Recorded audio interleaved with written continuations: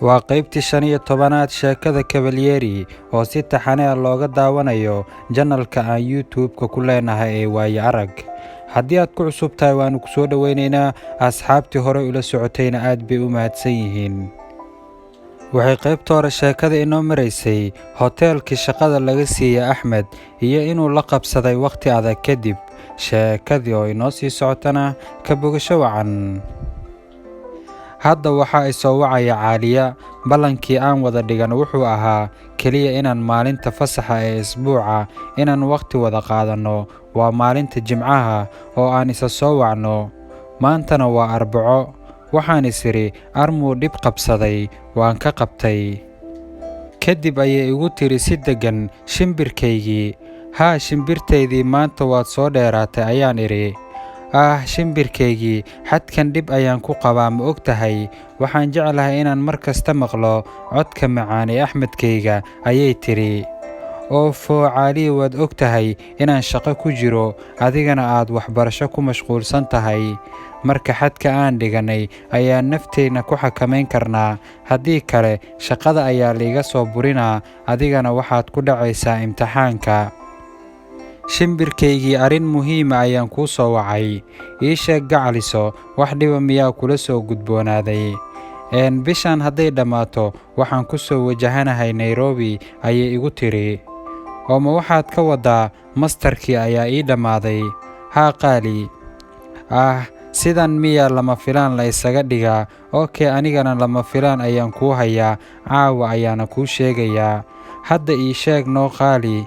maya gacaliso, hadda bulsho ayaan ku dhex jiraa, waa inoo caawa. ballan iiga qaad inaad caawa ii sheegaysid. waa ballan qaali ayaan ku dhahay. waxaan sugi la'aa inta caawa 10 fiidnimo laga gaarayo. waxaan sugaba iminka saacaddu waxay isku taagtay 9:15 fiidnimo. waxaan bilaabay inaan qubaysto oo aan qolkayga si qurux badan u hagaagsado. waxaan furtay daaqadda si jawiga aan kula hadlayo uu u noqdo mid aan wax carqalada lahayn. waqtigan waa waqtiga ugu fiican ay lamaanuhu u sheekaysan karaan siday doonaan. ma laha wax buuq ah, dadkoo idil waa ay hurdayaan. jawigu waa mid aad u macaan oo leertu dhanka iyo dhanka kuu dhaafi. waxaadba isleedahay waa waqti lamaanaha u gaar ah. waxaan bilownay wadahadalkeennii, kaftankeenii iyo qosolkeennii. waxaanba arkay iyadoo aan ka hadlin dantii ku qotantay wicitaanka oo aannu 2 saac ka badan wada hadlayno. waxaan ku dhahay, macaantaydii taleefonka dabla'aan ayuu sheegayaa, anigana sidoo kale. markaan sidaas leeyahay, dhegta ayaanba ka kabaabiyooday. markaasay ku qaylisay, ballantii ma iiga baxday? waxba ma aadan ii sheegine. waxaan ku dhahay, afkayga ma awoodo inaan soo mariyo, sideen kuugu sheegaa? waxay igu tiri, macaankaygii, dhagahaygu mar kasta waxay diyaar u yihiin inay adiga uun ku maqlaan. waxaan ku dhahay, waxaadba jacaylka aan kuu qabo xadka ka sii bixinayo kelmadahan macaan ee aad igu leedahay. haddii aan ku waayo waxaanba ka baqayaa inaan kugu waasho. waxaan ku dhahay, shimbirtaydii, waad og tahay si xad dhaafa ayaan kuu jeclahay, weliba si waali ah. bal ka waran jacaylkeenna haddaan guur u beddelno. waxaan sameecadda taleefoonka ka dareemayay neeftuurkeeda. waxay igu tiri, aniga laakiin wallaahi ma aqaana waxaan ku dhaho, aniga dhan ma aqaana sidaan ahay. waxaan ku dhahay, waan dareemi karaa inaan kadis kaaga dhigay. in muddo ah ayaan qalbigayga ku haystay, laakiin intan ka badan waan qarsan waayey. waxay igu tiri, caawa jawigaygoo dhan hal mar uu isbeddelay. ma naxsanahay, ma faraxsanahay, waan kala garan la'ahay siduu jawigaygu yahay. laakiin dhab ahaantii riyadayda ugu weyn ayayba ahayd guurkaaga, iyo sida fudud ay hoosta iiga soo gashay ayaanba rumaysan la'ahay. waxaan ku dhahay, hadda kadib riyooyinkaaga oo dhan waa kuwayga. waxaannu yeelan hal riyo, aniga iyo adiga. waxaan dareemay fiqfiqda oohinta ay isku celinayso.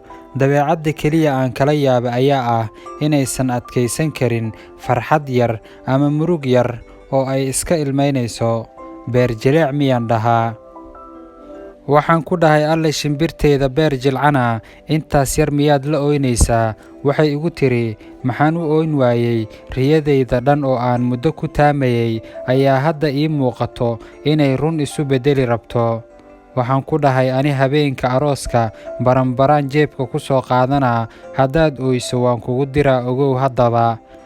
Halkii ayaannu qosol iyo kaftan mar kale ka bilownay oo wacadka inaan ka dhabayno ayaan ku kala seexannay. Waa dhextaal kooban. Waxaan codsan lahaa haddii aad la kulantaan dadkan camal inaad wax ka iibsataan, waayo waxay keliya ka fikirayaan quutaliyoonkooda maalintaas, lagana yaabee carruur iyo waayeel baa ku tiirsan shilimaadka yaryar ee miiskaas ka soo xarooda.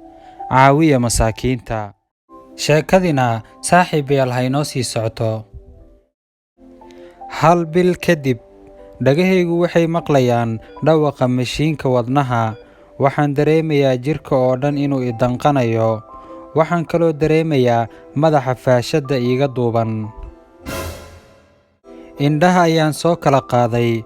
Waxaan jiifaa sariirta bukaanka ee isbitaalka. Waxaa jirkayga ku socda faleembooyin. Waxaa dhinacyadeyda fadhiya hooyo, habo iyo abaayo. Waxay weydiinayaan sida uu xaalkayga yahay, laakiin hadalkuba inuu dhuuntayda soo dhaafa ma rabo. Ciilka iyo carada dhuuntu ila go'an tahay awgeed. Waxaan isku dayay inaan fadhiisto, laakiin xanuunka i hayo ayaa ii diidan. Aan maskaxdayda dib u celiyo. Caaliya markii ay Nairobi timid ayay aabbaheed la wadaagtay arrinteenna iyo xiriirka inaga dhexeeyey. Aabbaheed wuxuu ka codsaday inay lambarkayga siiso si uu u axwaal waraysto ninka inantiisa rabo inuu mustaqbal la wadaago. Maalinta aad baan u mashquulsanaa oo waxaan diyaarinayay cunto loogu talagalay xaflad casuumaad oo hoteelka ka dhacaysay.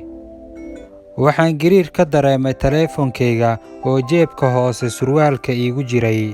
Waan soo bixiyey oo waxaa i soo wacaya lambar Kenya ah. Durbadiiba waa dareemay inuu Caaliye aabbaheed yahay, oo horay ayay iigu sheegtay inuu i soo wici doono aabbaheed. Shaqaalaha ila shaqaynaya ayaan ku dhahay, hawsha sii wada, qof muhiima ayaa ila hadli rabo ee. Waxaan soo aaday dabaqa labaad si balkoonkiisaan u fadhiisto oo ay dadku ii arag sidan uga xishoonayo sodogayga. La soco qaybaha kale. Haddii aad ku cusubtahay waannu ku soo dhowaynaynaa. Asxaabtii hore ula socotayna aad bay u mahadsan yihiin. Like-ta iyo share-ta haynaga xasdina oo dhiirigelin ayay inoo tahay. Sheekada maantana halkaa ha inoo joogto.